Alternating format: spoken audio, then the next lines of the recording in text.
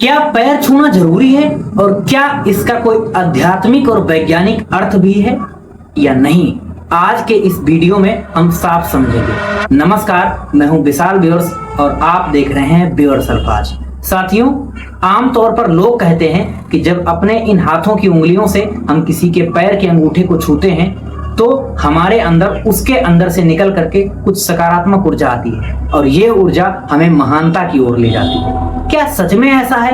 क्या इसका कोई वैज्ञानिक प्रमाण है? तो इसका आंसर है बिल्कुल भी नहीं। तो क्या मैं ये कहना चाहता हूँ कि पैर छूना जरूरी नहीं है? आइए बिल्कुल समझाता हूँ, 1 मिनट में बात साफ हो जाएगी। अब ध्यान से सुनिए। एक बच्चा जो कि पैदा होता है वो अहंकार के साथ पैदा होता है। आमतौर पर दुनिया में कोई नहीं कहता कि मेरा अपना वजूद है। जैसे एक सागर में उठी एक लहर कभी ये नहीं कहती कि मेरा अपना कोई वजूद है, वो कहती है मैं सागर ही हूँ। पर इंसान कहता है कि मैं हूँ और ये प्रकृति है। ये जो दोनों को अलग अलग बना करके रखा है, यही है अहंकार। अहंकार जब तक तुम्हारे अंदर है तब तक तुम्हारे अंदर कामनाओं का संचार करेगा, तब तक तुमको अधूरेपन का एहसास दिलाएगा। इस अहंकार को खत्म करने के लिए हमें सत्य की शरण में जाना होता है। तो अब बात साफ समझिए, हम अहंकार हैं। हम क्या हैं? अहंकार। और अहंकार को झुकना है तो कहां झुके? अहंकार को झुकना है तो सत्य के आगे झुके। अब ये सर झुकाने की पैर पे कहां से बात आई? तो देखो, जो सर होता है वो अहंकार का ही प्रतीक होता है। सर अहंकार का प्रतीक है और जिसके सामने तुम झुक रहे हो वो क्या है? वो सत्य की प्रतिमूर्ति है। अब ध्यान से सुनो, अहंकार का सबसे ऊंचा भाग यानी सर सत्य के सबसे निचले भाग से यानी पैर से भी नीचा है, इसलिए इस सर को उस पैर पे छूने की बात लिखी गई। ये बात एक सांकेतिक अर्थ में है। ये बात कोई ऐसा नहीं है कि पैर पे झुक गए। ऐसे तो कोई अगर आदमी झुका हुआ है, उसकी कुबड़ निकली हुई है, वो टेढ़ा है तो वो महान हो जाएगा। ऐसा हो सकता है क्या कभी? ऐसा बिल्कुल नहीं हो सकता।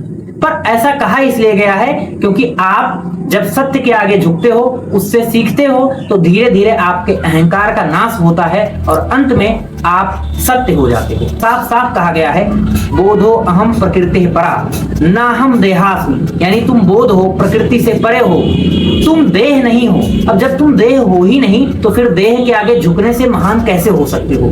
यानी कि हमें अगर झुकना है तो ज्ञान के आगे, सत्य के आगे नतमस्तक होना पड़ेगा। हमें किसी शरीर के आगे झुकने की कोई जरूरत नहीं है। उदाहरण के लिए मैं आपको समझाऊं, अगर आप किसी टीचर के शरीर के आगे झुक जाते हैं और उसके ज्ञान का बिल्कुल भी वैल्यू नहीं करते तो आप जिंदगी में कभी भी महान नहीं हो सकते। इसीलिए कहा गया है जो टीचर के आगे झुक जाता है वही महान होता है। अब टीचर, अगर आपने शरीर मान लिया है टीचर को, तो फिर आप नहीं महान हो सकते हैं, क्योंकि टीचर वो शरीर नहीं है। टीचर वो बोध है, वो ज्ञान है जो तुमको कुछ सिखा रहा है, जो तुमको कुछ बता रहा है, जो तुम्हारे अहंकार का नाश कर रहा है। अब ध्यान से समझिए, इस पर मैंने एक कविता लिखी है, शॉर्ट में है, जल्दी सुनाता हूं, सुनिएगा। अनुशासन नाम नहीं है किसी बाहरी दबाव को सहने का, अनुशासन तो काम है बस भीतरी सच्चाई में रहने का।